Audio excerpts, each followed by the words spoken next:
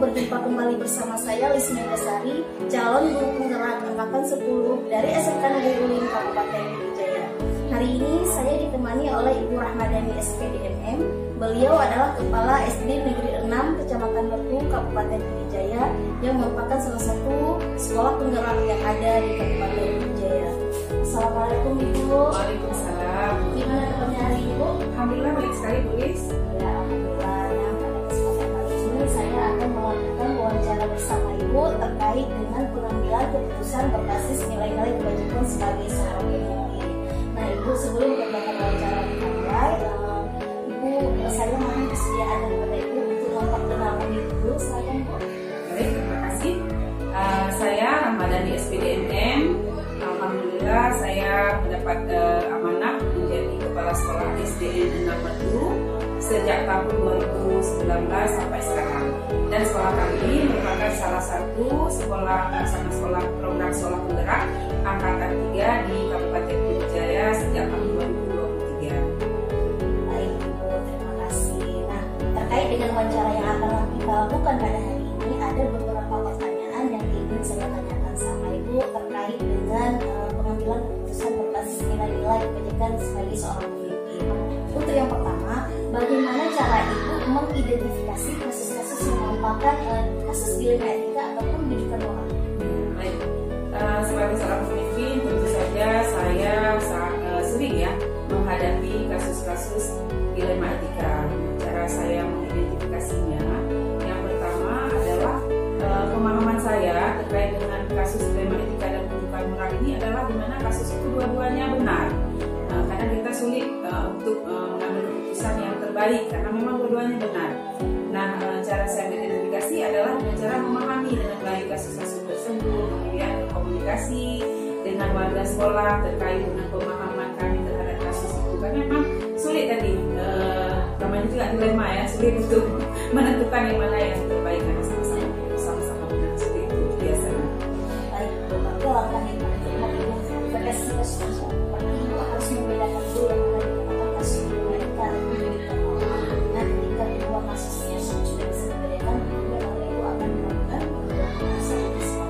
Nah, selanjutnya bagaimana cara Ibu menjalankan pengambilan keputusan di sekolah Ibu, terutama untuk kasus-kasus di mana ada dua kepentingan yang sama-sama benar atau sama-sama mengganggu kepentingan Ibu?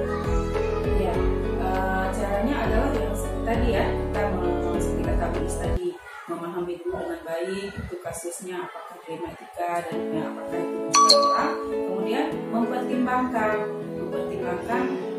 kedua kasus atau kasus-kasus yang kita hadapi itu, tapi tidak artinya ini kita tidak memasukkan unsur misalnya belas kasihan di sana. Padahal kalau kita memasukkan unsur belas kasihan, nanti kita jadinya tidak adil dalam memberikan keputusan yang terbaik dan berdampak yang terbaik pada peserta didik.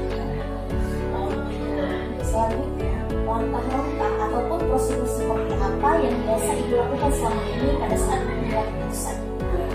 Untuk mengambil keputusan terkait dengan kasus yang dihadapi yang terkait dengan dilema etika maupun pendidikan moral ini, yang pertama kami melakukan identifikasi terlebih dahulu kasus tersebut kemana jatuhnya, kemudian memahami permasalahannya, kemudian berkomunikasi, bermusyawarah dengan warga sekolah dan semua pihak untuk memahami lebih dalam kasus tersebut, kemudian baru mencari solusi dengan masukan dan saran dari semua pihak untuk mendapatkan keputusan yang terbaik.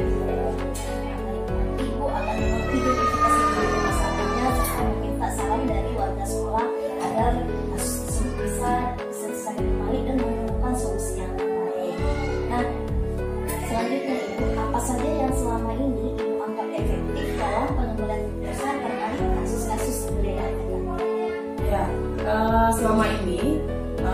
sangat efektif saya lihat adalah ketika misalnya kami ya pihak sekolah menemukan kasus-kasus atau menghadapkan kepada kasus-kasus dilema etika ini. Yang pertama adalah pengalaman kami selama ini itu diawali dengan panik terlebih dahulu. Nah, dengan seiring berjalan waktu belajar dari pengalaman, kami meminimalisir rasa kepanikan dengan pengontrolan emosi. Kemudian tentu saja yang terpenting di sini adalah menyederhanakan atau menyimpelkan kasus tersebut sehingga kita tahu intinya sebenarnya ini permasalahannya. Nah, itu yang saya lihat efektif selama ini, kita menyederhanakan sehingga kita bisa mencari solusi, fokus kepada permasalahan yang mau kita ambil keputusan yang terbaik. Baik, berarti itu kata kuncinya panik dulu. Mungkin manusia ya, kita sebagai manusia ketika dihadapkan pada permasalahan dilema etika, rasa panik itu pasti muncul. Tapi seperti yang Ibu katakan tadi bahwa bagaimana cara Ibu menyederhanakan masalah tersebut sehingga emosi itu bisa terkontrol dengan baik, gitu ya. Baik Ibu, selanjutnya hal-hal apa saja yang selama ini merupakan tantangan dalam pengambilan keputusan pada kasus dilema etika yang Ibu hadapi sekarang? Ya, yang menjadi tantangan tentu saja hasil keputusan yang sudah diambil itu terkadang kan tidak semua pihak bisa menerima. Mungkin merasa bukan itu keputusan yang terbaik. Nah, itu yang tantangan beratnya. Namun kami tetap komitmen untuk istiqamah terhadap keputusan yang sudah diambil karena keputusan itu pastinya sudah dipertimbangkan ke mudaratan dan kebermanfaatannya. Di sini bisa nggak diperinci kira-kira yang menjadi tantangan kita misalnya sekarang ya, biasanya nih kami berkecimpung dengan anak-anak, tentu saja orang tua, wali murid. Nah, terkadang apa yang sudah kami coba berikan keputusannya dengan hasil musyawarah bersama itu wali murid, masyarakat kadang-kadang kurang bisa menerima gitu, karena mungkin pemahaman mereka itu bukan keputusan yang mereka inginkan. Itu yang selama ini jadi tantangan bagi kami. Jadi bagi mereka itu mungkin bukan keputusan yang baik. Iya.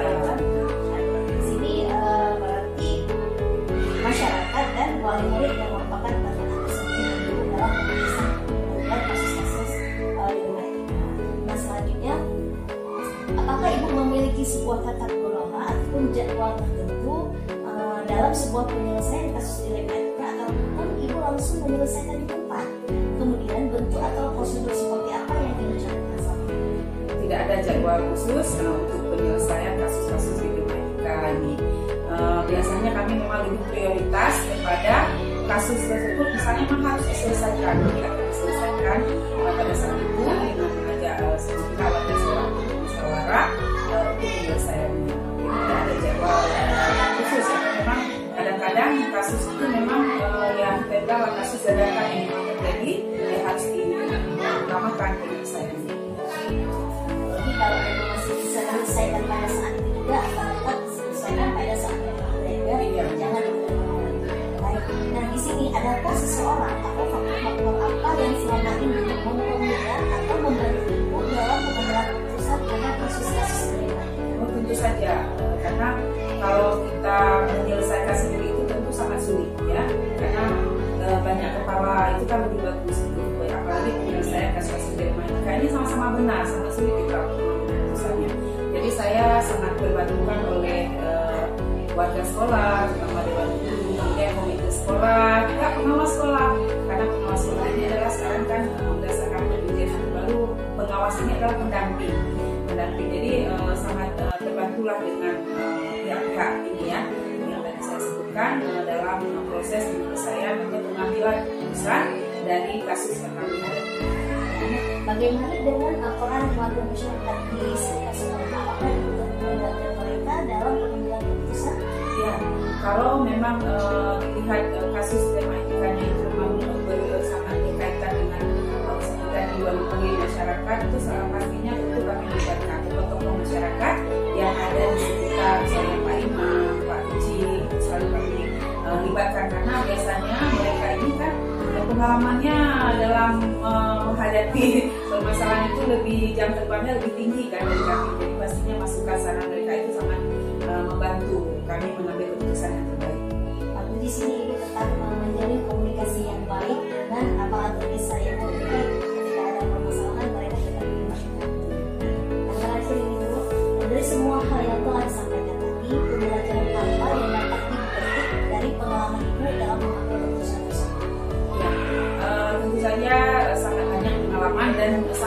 usaha saya sebagai kepala sekolah ya. Yang pertama adalah pembelajarannya saya harus bisa mengontrol emosi, kemudian berpikir jernih dengan menyimpulkan permasalahan, kemudian itu juga saya tularkan kepada kakak di sini. Ketika ada masalah jangan langsung dihadapi dengan panik, tetapi di mindset pasti ada kalau nanti solusi yang terbaik kita dapat dengan cara menjalin komunikasi yang terbaik. Jadi dengan permasalahan itu pembelajaran adalah pembelajaran bagi saya dan warga sekolah saya itu kita memang kuncinya dalam komunikasi yang baik dengan semua pihak. Nah, jadi itu begini selama ini. Kemudian yang terakhir adalah pengambilan keputusan itu harus benar-benar kita lihat resiko yang paling kecil, dampak yang paling besar bagi peserta didik dan warga sekolah. Ya, baik Ibu, berarti di sini kuncinya adalah melakukan komunikasi yang baik dengan semua warga sekolah dengan mengambil resiko yang seminimal mungkin kita gunakan dengan dampak yang besar.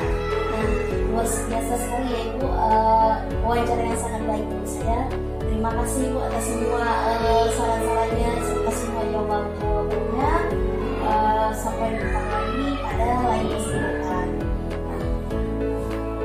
Demikianlah wawancara saya bersama Kepala Sekolah SD Negeri 6 Muhammadu, Ibu Rahmadani. Sampai berjumpa kembali di lain kesempatan. Wassalamualaikum warahmatullahi wabarakatuh. Waalaikumsalam warahmatullahi wabarakatuh.